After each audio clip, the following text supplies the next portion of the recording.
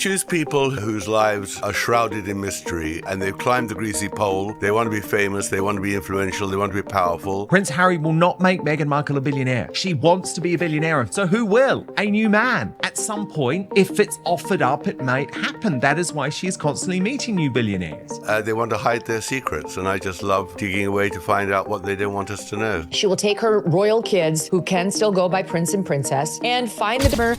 Years of tension had already built up. And let me just say this before we even begin.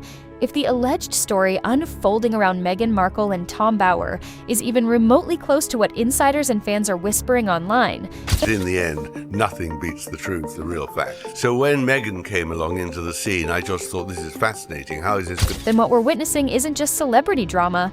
It's a full-blown narrative tug-of-war playing out in real time. And trust me, you are not ready for how deep this rabbit hole goes. Because the moment Meghan Markle steps into the spotlight at the Invictus Games, something shifts. Something subtle at first, but then louder. And that ridiculous story about how they first met. The whole thing was a tissue of inaccuracies, to be polite. That she arrived in London, full career, single girl, wasn't interested. Of course, she'd been coming to London since 2013, hunting for a man to marry. She wanted an Englishman. She was on a man hunt. And she wanted wealth and she wanted fame. And she targeted, there's no doubt she targeted Harry. Suddenly the conversation isn't just about veterans anymore. It's about Meghan Markle, again and again. And critics start asking, is Meghan Markle unintentionally becoming the headline at events that were never supposed to be about her? Or is this just how media cycles operate when Meghan Markle is involved? And just when you think it's routine criticism, boom. Markle plans to leave Prince Harry to become a billionaire. Harry, being a simple soul, has easily changed to suit Meghan's... Tom Bower enters the chat, and when Tom Bower enters, things don't stay quiet. Because Tom Bower doesn't just question narratives, Tom Bower reframes them. And suddenly Meghan Markle is no longer just a public figure at an event. Why isn't anybody questioning this? Karina Shuliak was Jeffrey Epstein's last known girlfriend. She is on record saying that the only times she flew on a plane, went on a yacht, or whatever was with her boyfriend, Jeffrey Epstein. And here we have Rachel Meghan Markle parading on a yacht since 2014, at the very least that these pictures emerged. She's at the center of a story that Tom Bower is peeling back layer by layer with claims, interpretations, and perspectives that have fans arguing non-stop. This is from a woman who attacks her father mercilessly in the series.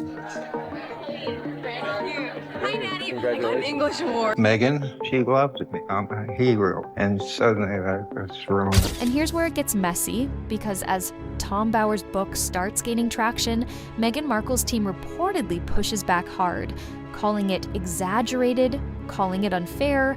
But the more Tom Bower is dismissed, the louder Tom Bower becomes. We're being brainwashed by these Hollywood people who think this is the way to make money and, in the end, destroy our monarchy to make their fortune. Meghan has got no real income anymore. She's finished. Right. The Netflix series is over. There's no great podcast. They don't generate any money. And I don't see where she is going from here. I think she has a major problem. The more people search Tom Bower, the more headlines Tom Bower generates. And suddenly Meghan Markle and Tom Bower are locked in this invisible back and forth where every denial fuels more curiosity. The idea that she was Diana was always a fantasy, both of herself and of Harry. And Harry completely misunderstood his mother, who he obviously barely knew, and didn't realize what a manipulative and determined woman she was herself. And just when you think it can't get more intense, this moment surfaces again. The wheelchair moment, the one critics won't let go of, where Meghan Markle allegedly moved a veteran's wheelchair without consent.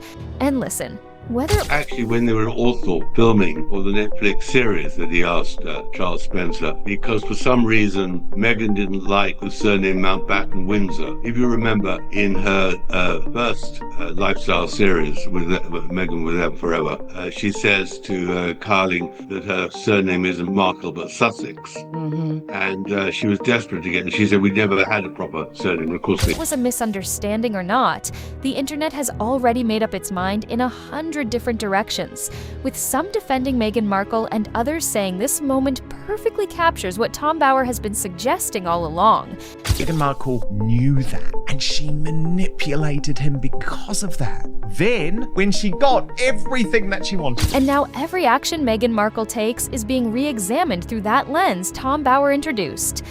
And just as that debate explodes, fake breaking news energy, there are whispers that even major partners like Netflix might be watching all of this unfold very carefully, with reports suggesting that projects tied to Meghan Markle and Prince Harry haven't hit the numbers everyone expected. And suddenly Meghan Markle isn't just dealing with public perception, she's dealing with industry expectations. And Tom Bower's narrative starts echoing louder in the background, making people wonder if what Tom Bower wrote is influencing how these deals are being viewed.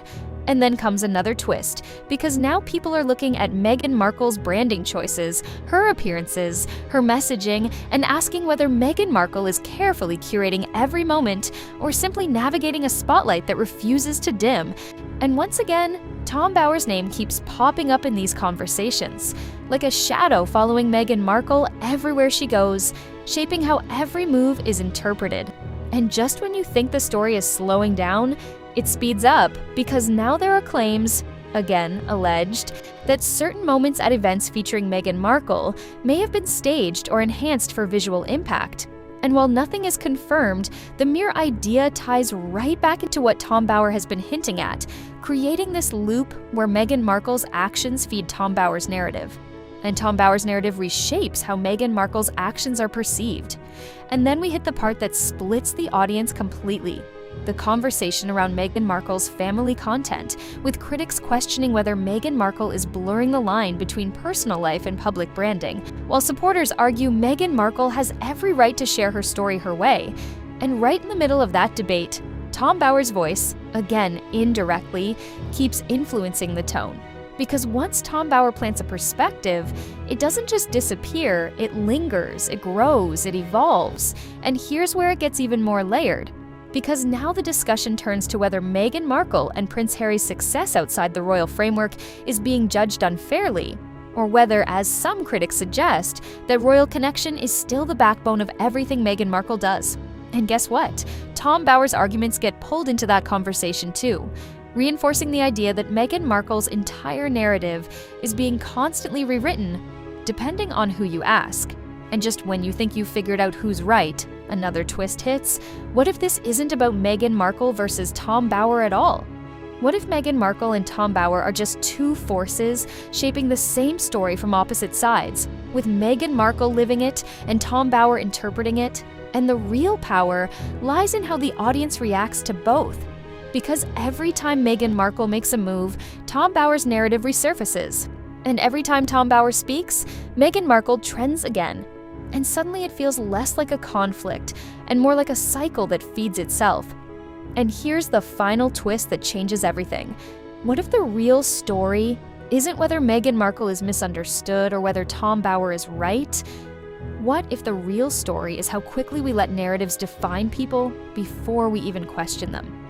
Because if Meghan Markle's image can shift this dramatically based on interpretation, and Tom Bower's words can influence perception this strongly, then the question isn't just about Meghan Markle or Tom Bower anymore.